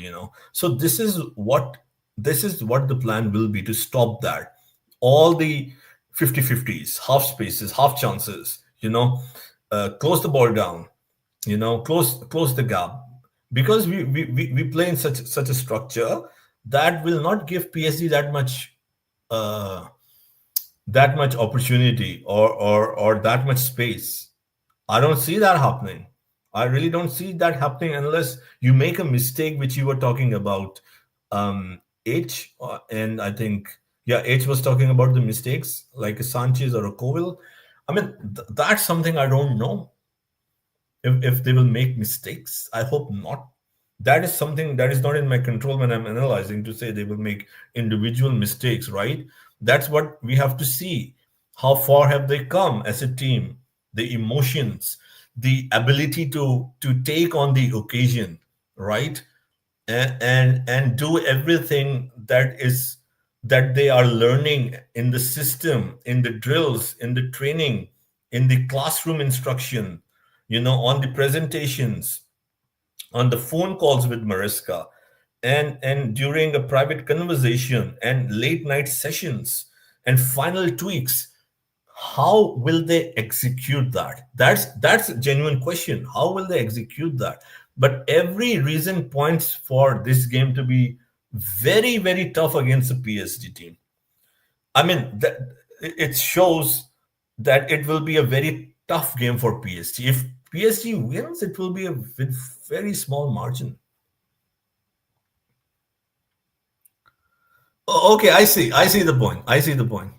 I see the point. When fans are overconfident, we tend to be disappointed. Just a bad amen for me. Okay, okay, fair enough, sir. Fair. I see what you mean. I see what you mean. I see what you mean. I see what you mean. I see what you mean. But anyway, my reason is different. I'm not when I do shows. I think as a analyst, like as someone who, of course, I'm wearing a Chelsea shirt. I want Chelsea to win, but I'm not here talking about the game because I want Chelsea to win, if that makes any sense, right? It's just that this is how I see that the reasons you can agree, you can disagree, no problem with that. With more than whatever, like 1 hour, 1 hour, 15, 20 minutes, whatever the time is so far, the array of reasons you know that I have given one after the other. You can agree or disagree, but based on that, I think this is a good game. This plays in favor of Chelsea, if anything. PSG have not met a system like like a Enzo Maresca system, uh, which is good for a PSG team, if that makes any sense, based on 20, 30 reasons that I've given one after the other. Okay, so let's move forward. Let's move forward because there are still a few important points to cover. Okay, so what else? What else is there? What else is there? So yeah, Chelsea pressing, right? We talk about Chelsea pressing over here. So Maresca's pressing is calculated. That's the most important thing over here. Not high octane, not risk and reward system, right? But based on specific details, very defined, you know. PSG backline, right? So PSG backline can be shaky under pressure. We have seen that, especially when trying to build, from the back and take your time, to slowly build and pin them. So that's what the whole philosophy will be to do. So it will shield and safeguard our defense. At the same time, it will help us to progress, to build up and take our time, to make it difficult for a PSG. So tactical edge. So I think Chelsea has the edge over here because they will wait and pounce, right? They don't need to dominate the ball. That's the thing. That we don't need to dominate the ball. They need to dominate the moments. We don't need to dominate the ball. We need to dominate the moments. Okay, so Enrique's weakness against rigid blocks. So as seen with Arsenal, right? That's why I gave that example. PSG can't pull defenders, right, out of shape. They become stagnant. Correct? Give your opinion. Give your take. So Chelsea's compact defense and the midfield, right, will make it harder for PSG to find the mismatches or to find the ability to penetrate and create overloads and attack using their flanks. That is the whole concept, and it's based on how Enzo Maresca is playing from the very first day. So Maresca's defensive, block. I mean, they don't collapse under pressure, do they? No. Enzo Maresca has significantly improved Chelsea's defense. It forces teams wide, shut down the spaces, right? Pin them and denies central chaos. That's the whole concept. It it denies central chaos because of the overload. You can say that they also create an overload, but they will be taking on you, right? The way they are playing. So it will be easier for us with a shape to take our time doing that. That is the difference. And the teams like Madrid, Inter Milan, Atletico Madrid, even Liverpool didn't do that. Arsenal did that to an extent, which I discussed in a different way, and could have won the game, right? So if we talk about rhythm control, if we talk about rhythm control, uh, I think Chelsea likes to slow the game down. And I've been critical on this, right? But over here, it works in favor of Chelsea. Chelsea likes to slow the game down and recycle possession. Think about it. Chelsea likes to slow the game down. They like to recycle possession. Why is it so important? Chelsea play in bursts, right? You have seen against Madrid. You have seen against Inter Milan at the games. They want pace, transitions, overlaps, move quickly, fast. But with Chelsea's slow build, with the structure, with recycled possession, how will they be able to do that? I'm not saying they won't be able to do that. What I'm saying is how will they, let's put it this way, find it as it was against Real Madrid? No. After playing Madrid, they will be like, oh, this is difficult. This is very, very difficult. So don't underestimate Chelsea based on all the reasons. So if Chelsea can set the tempo, right, based on everything that I discussed, the Enzo Maresca system and how he sets up the team, PSG system will be disrupted, man. Big time. Big time. Chelsea don't play emotionally, man. The biggest attribute of Enzo Maresca, there's no emotion, man. It's so professional. It's so defined. It's defined to the core. So it's all methodological, right? And that might be the difference. That might be the difference. I'm sure Enzo Maresca is saying stick to it. Enzo Maresca, I hope you're saying stick to this, stick to what we have learned, stick to what we have developed, stick to our principle, to the core, what we did against a smaller team in the league, what we did against a Liverpool or an Arsenal, what we did against Benfica or a Brazilian team or an Arsenal or whoever, or a Tottenham or a Man City. Stick to it, stick to it. Don't change. Don't need to overthink. Don't need to do anything differently because the system that we have in place is absolutely perfect on theory, on paper, on the pitch, on the system, in terms of tactics, in terms of how you should play against a PSG, is what I'm presenting to you. But of course, the players need to do that. I don't know about that. And with what I mean is that they have done it against other teams. Can they do it against the PSG? They can, based on the evidence. as long as they have strong mentality, which I hope they have, a very strong ability and mentality, like, look, this is who we are, this is how we have planned, this is how we have trained. We don't care, it's a PSG, we believe in this system. And at least we believe in this system because it's made for a PSG. We won't be afraid of what the fans will say if we lose. We won't be shy away from taking our time, making the game difficult for PSG. We would be fine with their attacks. We will be patient, resilient. This is, I don't know how will they perform, because as much as I'm talking over here and giving the reasons one after the other, or Enzo Maresca, you need to execute that. If someone tell me a thing, or someone will tell other person a thing, it will be different how I do it and the other person. Maybe I will do it so bad and the other person would do it brilliantly. Now it's about how good the Chelsea players are. So it's a good way to know and see where Chelsea stand. And I believe Chelsea has a very, very strong squad. We need to have more players. Some players still need to develop, improve. Right. But I do think that a lot of people, of fans, are not giving credit to the team that we have. It's a solid team with a few more adjustments to be done, and players still need to develop, go to their optimal phase. Let's see what's more in the chat. So okay, the predicted lineup over here from IOD. My predicted 11 is Sanchez, James, Chalaba, Colville, Mark Cucurella, Caicedo, Enzo Fernandez, Neto, Palmer, Pedro, and Dila. 4-2-2-2 predictions. Wow, that's interesting. That's very, very, very interesting, sir. Yeah, I'll talk on the lineup soon. I will talk on the lineup very soon. That's next. Welcome, Muis Ali.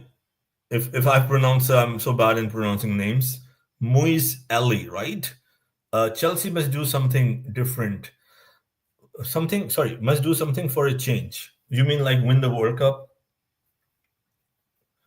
Okay.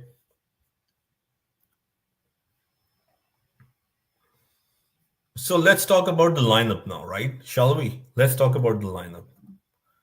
I even forgot to drink my coffee. My coffee is next to me for 1.5 hours, and it's the first time that I have not used my coffee uh, for that long. Just give me a second. Just give me a second. Just give me a second. Oh my days, man. Oh my days. There's so much to talk about. It can go for 24. But we are now coming to the end of the show. I think 15 to 25 more minutes. So yeah, a lot to talk about. A lot to talk about, man. So I'll take a sip, please. Maybe one more, please.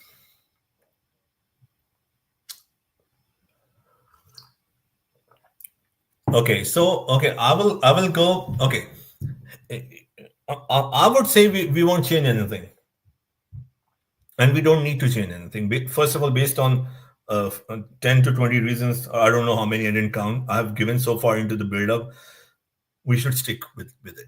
I This is my personal opinion. Again, you don't have to agree with me, and that's why please give your thoughts.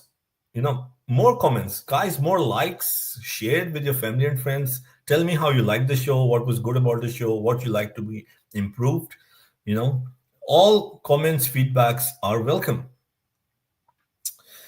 So I see like a 4-3-1, like, and I know it's not popular what I'm saying, because people want a 4-3-3 over here, or 4-2-2-2, as you said, right? So as I said, the same philosophy with 3-5 in possession, 4-4-2. So during the play, same. This is what we've been doing for a larger period of time, both in the league and right now. I know it's important to try something, but I would say let's go with what we do and what we have learned. I mean, the players and how they have been trained. So that's my thinking, and of course, that will work well against the PSG. Let's go with my team. So sorry, like I can apologize if there's lack of graphics. Next time I will try my best. If and when I'll be on a show to have that. So I took the time to research, analyze, and just present. Next time I will try my level best to have more visuals, more pictures to go with it. So okay, so I would go with Sanchez in the goal. I know, and including myself, not sold on him. I don't want to sit here and criticize him, and it's a final, but I'm not really happy. I'm not content. So I won't make the change in the final. Let's put it this way. I will be hesitant as much as I like things to adapt, progress, evolve. But maybe there's still something in me which is old school. Let's put it this way. So may not be a popular opinion, but I would like Sanchez. I would like Sanchez to be in the goal. I don't want anything to be so new at this time. I am as well, Kimso. Big up, Kimso. Big up, big up, big up, Kimso. I am scared. I'm not. I won't say scared, but I'm not scared based on Enzo Maresca's system. That this how solid we are as a midfield. I'm not scared, but I know 1v1s, and that's what we'll try to protect. We don't want to have a situation or many situation when Dembele or other forwards would be in more 1v1 or in spaces where they can find to shoot on goal. That's the whole concept of this to make sure that shots on goal would be minimized. In that context, I'm not scared. Uh, Talking about Sanchez, it's a good point. Since I was talking on the goalkeeper, my concern would be playing from the back. Not playing from the back. I love playing from the back. It is the modern football. I'm all for that. If I'm a manager, I'll just go and train the kids to play from the back. I love that. So I wanted to make it clear. I'm saying Sanchez playing from the back in tight spaces. We have seen. I don't have to go and talk about different instances from 2 seasons ago, this season. He has improved, right? He has improved, but he can still be a little bit cagey. He can still make a wrong pass. He can still make an error with playing from the back, especially with the PSG high press. So yeah, that's concerning, and that's what we need to. The whole objective would be to minimize that, right? And Sanchez don't do that because as well as we hopefully will play on Sunday, an individual error can easily causes the game. We can go ban with PSG is definitely three-man midfield: Caicedo, Enzo, and the Brazilian guy. Okay, I'll give my thoughts. I'm going with a double pivot 4-3-1 over here as well. Okay, so my back four would be Cocorea, right? Uh, uh, yeah, Cocorea, of course. What was yours? I'm just saying, just in a contrast. And I'm not taking from yours. Trust me. I'm just saying what you gave it. IUD. I'm just saying you had Sanchez, James, Chalaba, Cowell, Cucurella. Okay, so mine is a little bit different. So it will be yeah, it's the same. It's the same. Sorry. My changes are up front. So yeah, I have the same back four as you, sir. I have the same back four. Again, I'm not taking from you. I was just curious because you shared your back four. So I was just seeing like how you or other fans or analysts are thinking in this space. So yeah, I think that is it. That's the best way going from here. No need to change, I would say, right? And that's the best. Of course, we would need Reece James. We cannot take a gamble over here, and I'm sure he's fit to start. So I'll go with the pivot, of course, Caicedo and Enzo Fernandez, and hopefully, as we know that Caicedo is fit, so I'll go with 4-2, and the pivot is Caicedo and Enzo Fernandez. I'm sorry, like I'm not going with the midfield three, and I'll tell you why. This show is all about why. It's not just an opinion; it's why. You can agree or disagree. So I'll go with Caicedo and Enzo Fernandez, and the four up front. I don't know. You'll agree with that. It will be Neto, Nkunku, Cole Palmer, and of course, Joao Pedro.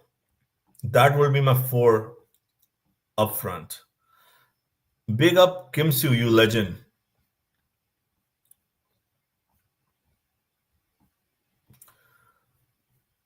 Oh, sorry. Like I have. That's why I apologize and really apologize for that. That I should have like so for this show I have no visuals, right? I'm not using any visuals or I can only apologize. I didn't get enough time to prepare a presentation or visuals. So basically, I'll say it again. Like it's Sanchez, right? Cucurella, Chalaba, Cowell, James, um, Caicedo, Enzo Fernandez, and the front four Neto, uh, Nkunku, Cole Palmer, and Joao Pedro. What do you guys have to say on that? Why no three-man midfield? Yes, yes, I can do that. I can do that.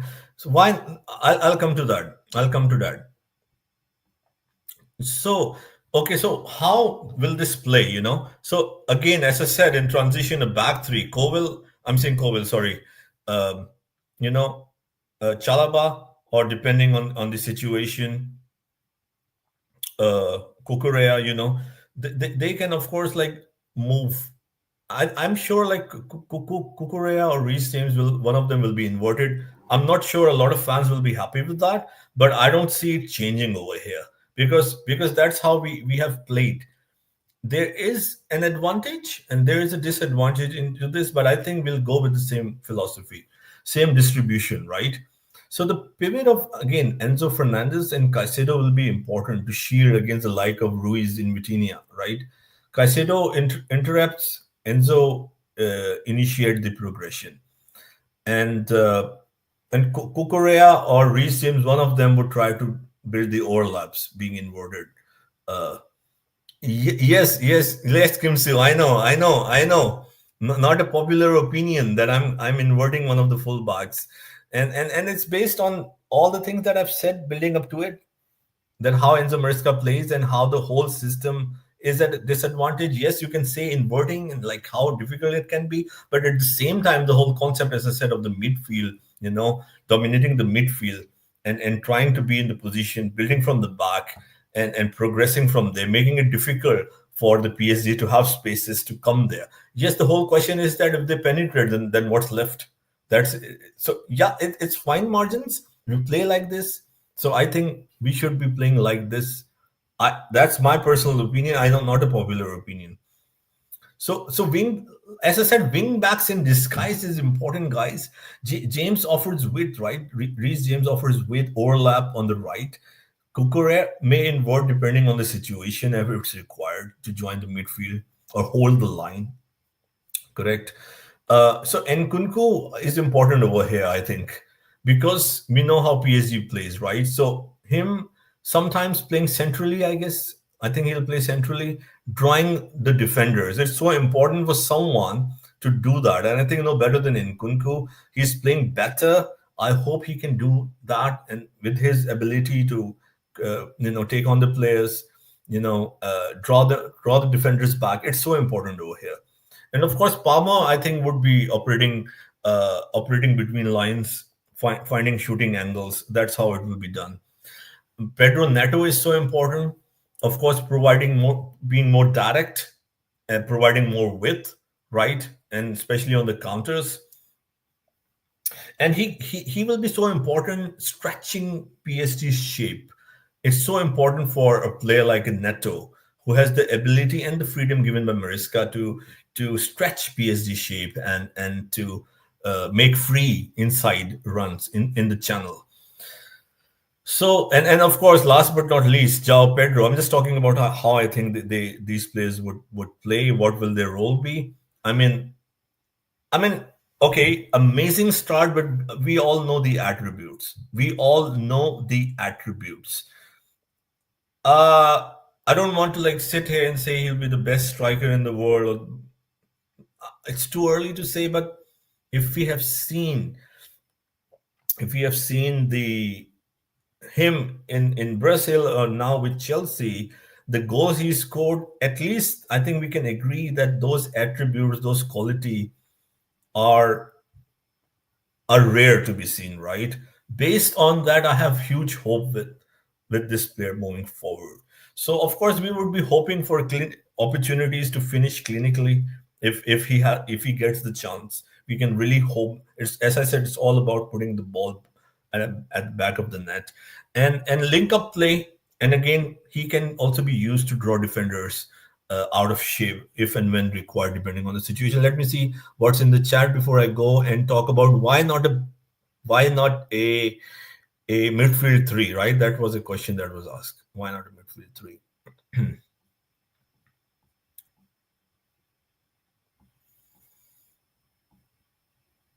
Okay, so Owen Hart says, I don't think so. James inverts because Kawara has to be marked by James. Exactly, Kuku will invert. Yeah, I said one of them will invert. One of them will invert for sure. Yeah, I apologize for that. Owen Hart, really. I apologize. I know. I know that. I know that. I know that. I apologize for that. So, okay. So, in position, I think it will be a 3-5 shape. In possession, I think Sanchez, like the Cucurella, Chalaba, Reese. Sorry, if Reese is up front, so it could be um, Chalaba or Cucurella, depending who is playing, of course. We are assuming these players will be playing. Enzo Caicedo, of course, will be in the pivot if I'm talking about going with the 4-2-3-1 and 3-5 in possession. And of course, the concept again would be having Nkunku, Neto, Joao Pedro, Palmer, and Reece James or Cucurella, whoever is inverting in that situation, or whatever the plan is. So, okay, so the question is like, why not a 4-3-3? Why not a 4-3-3, right?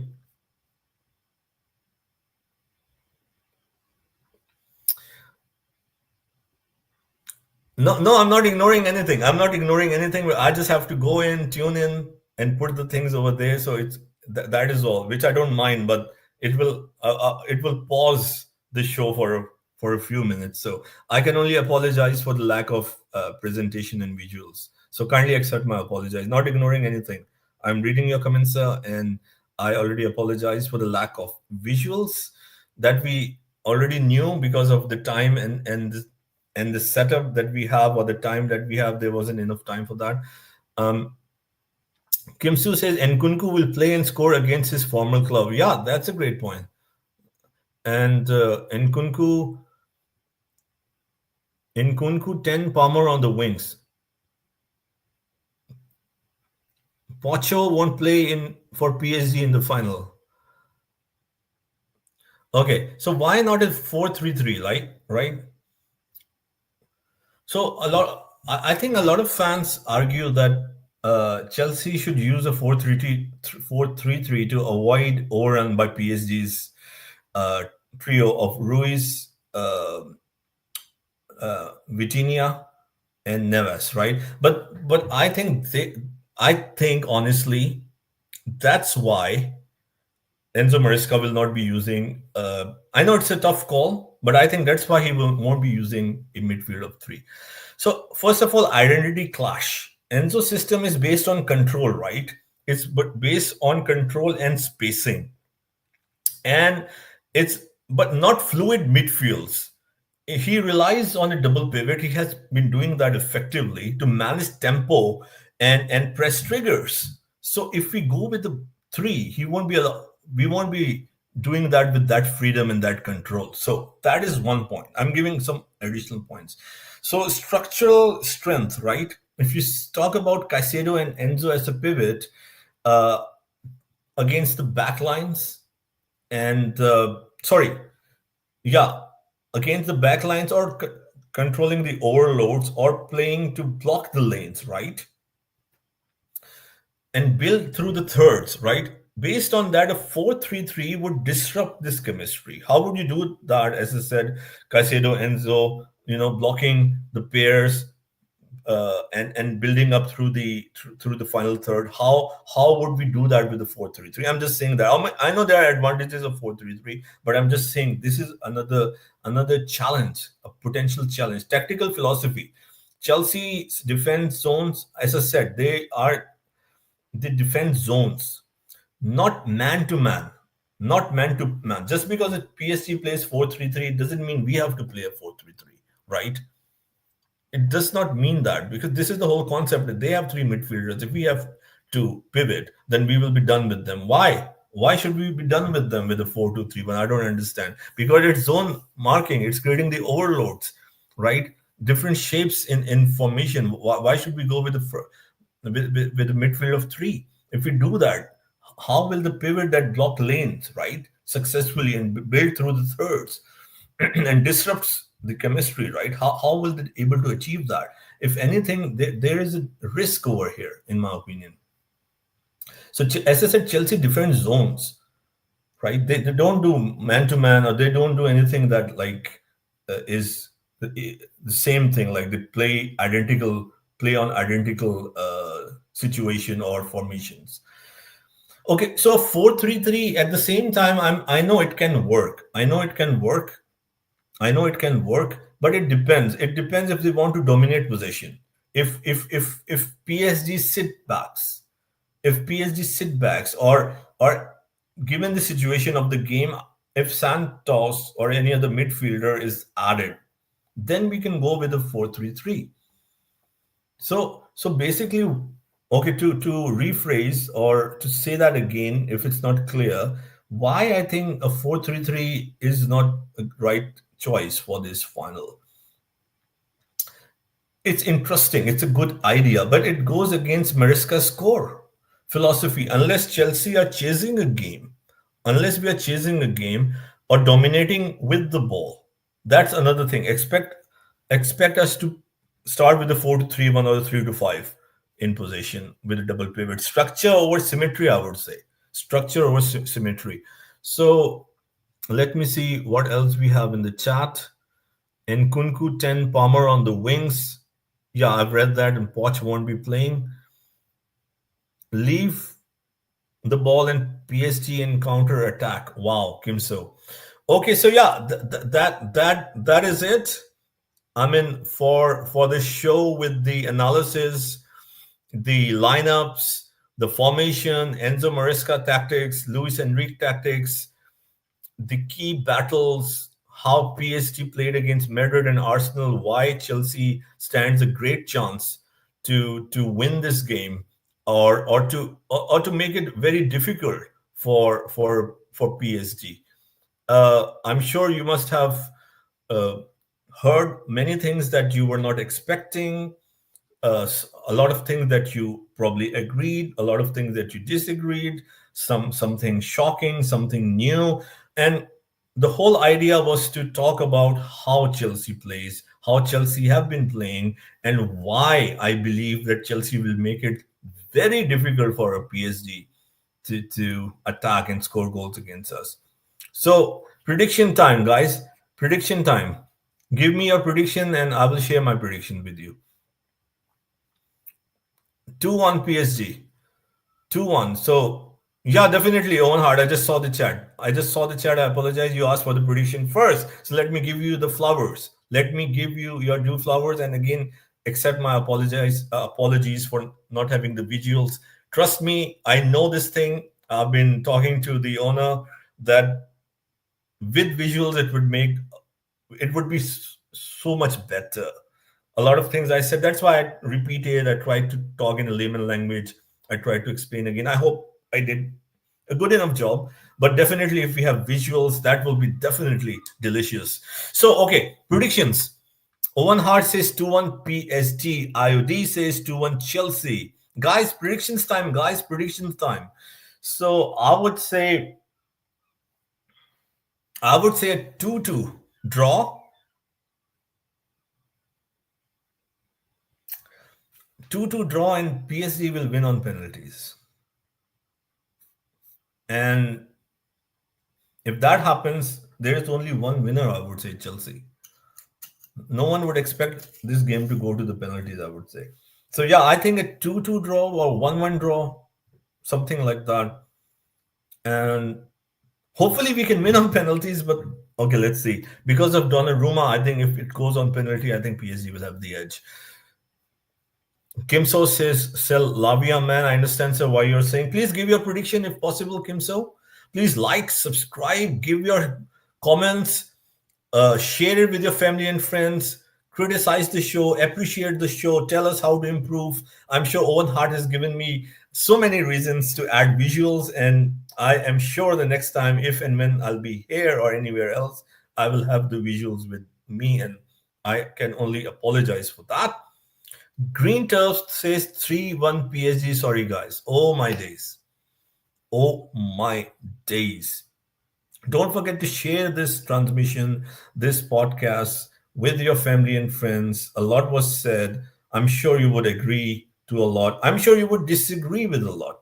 I'm sure you would find something new over here, or you would find a pattern that I'm trying to show it to you. I'm sure you will see a lot of things, or you have seen a lot of things, and maybe have asked, or maybe you have a new way to look into this. Not just a buzz of a PSG crushing teams, but me as not the biggest fan of Maresca, believing, genuinely believing, sincerely, that's why I'm here. I'm not here to make money or sell anything or start a movement. Because I don't like Maresca, people sometimes get surprised. I try to be genuine, rational. I think the way he plays, the way Chelsea plays, is good against a PSG team. I do believe that. I do. Yes. Okay. So I promise you. I promise you, Owen Hart. I give you my word, sir. I give you a word. I hope you're not mad at me and forgive me for that. Roderick says 2-0 Chelsea.